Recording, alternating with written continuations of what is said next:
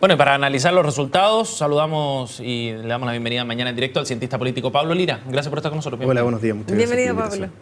Pablo, la encuesta de IMARC no nos arroja grandes novedades respecto a la aprobación o desaprobación del gobierno. ¿Qué es lo más relevante de este pic que vuelve a alcanzar la presidenta Bachelet en este contexto, en el de anuncio de reforma educacional, que era una de las grandes cartas, por ejemplo, en el que se hizo un cambio de jefe de gabinete, además?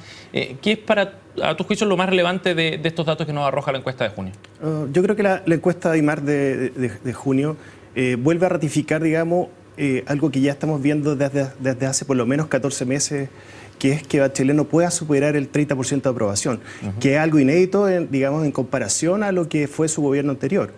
Ella nunca, digamos, estuvo bajo el 30% en su anterior administración, y en esta yo creo que vuelve a ratificar este mal momento que parte, yo diría, con el tema cabal. Yo creo que ese tema, hasta la fecha, ¿por qué lo ratifico? Porque cuando uno ve los atributos de la presidenta, ¿cierto?, ve cómo la gente, digamos, evalúa sus atributos más importantes, que son los atributos blandos, la confianza, la credibilidad, son justamente los atributos menos, digamos, evaluados, peor evaluados.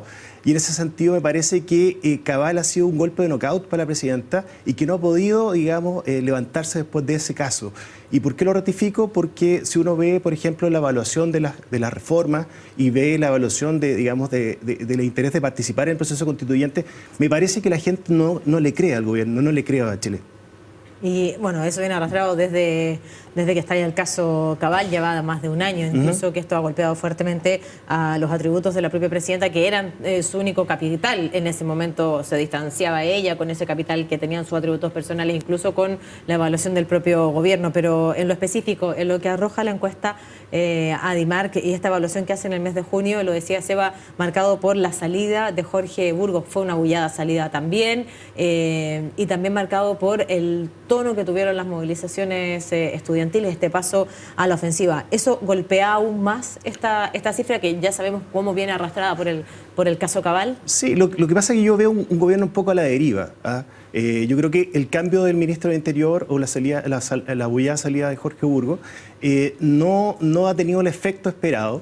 Yo creo que la presidenta erró en el momento de no realizar un cambio de gabinete importante. Yo creo que hay ministros que hoy día, lo acabamos de ver en la encuesta, por ejemplo Javiera Blanco, la misma Jimena Rincón, o la ministra de Educación o de Salud, que son muy mal evaluadas por la ciudadanía. Yo creo que ha faltado, digamos, una mano política para hacer ese cambio necesario de los ministros. Pero hay algunos ministros que son mal evaluados por la cartera a las cuales toca liderar. Históricamente, salud, transporte, educación, son las carteras peor evaluadas. El mayor ejemplo era cuando la ministra Carolina Schmidt pasa del CERNAM con una altísima aprobación y pasa a la cartera de educación, ¿te acuerdas? Hace tiempo atrás. Y finalmente cae sustantivamente su aprobación por el tipo de cartera que les toca liderar. ¿Y esto guarda relación por quiénes son los ministros o es lo histórico de las carteras que les toca liderar? Sí, lo que pasa es que si uno analiza, sí también podría decir que los mejores ministros evaluados son los de Relaciones Exteriores o de CERNAM. Deportes, claro. Pero yo creo que en este sentido, si uno evalúa las áreas de gestión,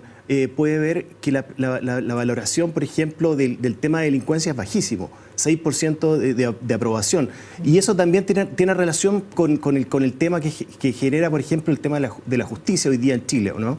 Y por eso yo creo que Javiera Blanco está tan mal evaluado también, porque tampoco hay un cambio y no hay ninguna, digamos, en ese sentido la gente se siente hoy día insegura, y lo vemos en hechos tan lamentables. Por ejemplo, hace poco vimos cómo asesinaban a una persona, ¿cierto?, una mujer, por tratar de robar su vehículo. Entonces yo creo que la inseguridad y la justicia y la delincuencia no han sido bien abordados por este gobierno. En el caso de educación, Pablo, me interesaría abordar los datos específicos que se preguntaron en esta encuesta respecto a la reforma, en particular a cierta disociación que uno ve en dos temas. Por un lado, está mal evaluada la reforma a la educación y hay un rechazo, en definitiva, a esta reforma. Después de que había un repunte aparente hacia abril y se emparejaron las fuerzas ahí entre aquellos que aprobaran y desaprobaban, ahora se produce un distanciamiento y nuevamente hay un rechazo a la reforma educacional. Sin embargo, la gente sí está de acuerdo con las demandas que levantan los estudiantes, no con la forma, pero sí con las demandas. ¿Cómo se explica aquello, considerando que la demanda de los estudiantes son por ir a una reforma más profunda que la está planteando el gobierno. ¿Cómo se explica eso? Sí, yo lo veo también por otro tema. O sea, lo que le ha costado al gobierno, digamos, llevar a cabo su reforma. O sea, acuerda que lo ha aplazado por lo menos, lo había aplazado por lo menos 9 veces, digamos, el proyecto. Entonces, todas las diferencias que se han generado al interior de la misma nueva mayoría o del mismo ministerio, acuérdate de la salida de la gente de Revolución Democrática que participó en esta reforma y que abandona el barco, digamos, antes que naufrague. Entonces eso también yo creo que genera, generó expectativas en la gente durante la campaña, pero esas expectativas no se han cumplido durante estos 2 años de gobierno. O sea, la ciudadanía esperaría que se cumplieran con lo prometido, en definitiva, y que se profundizara la reforma. O sea, sí, y yo creo que ahí está un grave problema, porque las mismas voces al interior de la nueva mayoría, lo vemos con Ignacio Walker, él ha reconocido que es casi imposible cumplir el tema de la gratuidad. Entonces, ahí hay un tema de expectativa y de realmente cumplir las promesas. Entonces, yo creo que ahí el gobierno tiene un grave problema y vamos a ver cómo lo resuelve. Y esto podría golpear aún más porque alcanzamos un pico en este 22% de la presidenta Michelle Bachelet. Esto podría incluso caer considerando que este cruce que tú haces respecto de la valoración que tiene la gente de lo que era una promesa de campaña, pero que ya sabemos en el proyecto que tenemos hoy día no es ni va a ser prontamente una realidad. ¿Podría esto golpear aún más al gobierno y a la propia presidenta? O sea, yo creo que hoy día lo está golpeando. Vamos a ver si esto ya tocó fondo o va a seguir tocando fondo. 14 meses con una aprobación menor al 30% inédito en Chile. Ni siquiera en los peores momentos de Piñera, digamos, tuvo una aprobación negativa tan duradera, digamos. Y en ese sentido, yo creo que la expectativa y la falta de cumplimiento de las principales promesas de la campaña durante la pasada campaña presidencial le están pasando la cuenta a este gobierno. Y también tiene que ver un problema de gestión.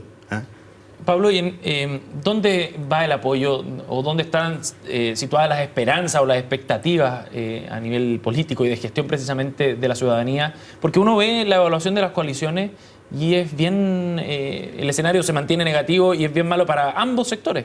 Y uno esperaría que, por el contrario, si el gobierno está mal evaluado, subiera o la oposición fuera capaz de capitalizarlo, pero eso no se ha notado ni en esta encuesta ni en los meses previos. Sí, yo creo que la encuesta refleja un poco la crisis política que vive el país y eso que tiene que ver con los problemas de los casos de financiamiento de la política y todo lo que tiene que ver con los casos de tráfico de influencia. Entonces, yo creo que la ciudadanía está castigando, digamos, el mundo político en general y no dando, digamos, una buena aprobación en ese sentido. ¿Pero qué es lo que le falta a la oposición para poder capitalizar aquello? Yo creo ¿O no va a poder? Yo creo que la oposición hoy día está apuntando a las elecciones municipales y en ese sentido yo creo que es clave los resultados en comunas tan emblemáticas como Santiago, como Providencia o como Maipú, digamos, de la metropolitana, o de Concepción también puede ser la octava.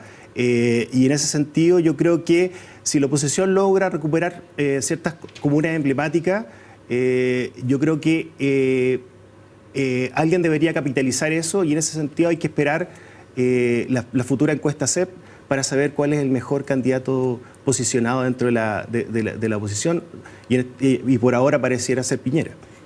A propósito, además de la altísima porcentaje de la población que tiene poco o nada interés en las elecciones municipales. O sea, eso ya desde esta encuesta pronostica una altísima abstención de quienes van a votar y van a participar de estas elecciones. Claro, yo creo que cualquier resultado que sea similar a la participación del 2012 sería positivo, igual o mejor que esa participación. ¿Por qué? Por todos los problemas que hoy día conocemos del financiamiento irregular de la política. Claro. Pablo, te agradecemos muchísimo que hayas venido esta mañana. Muchas gracias. Que tengas un buen día. Gracias.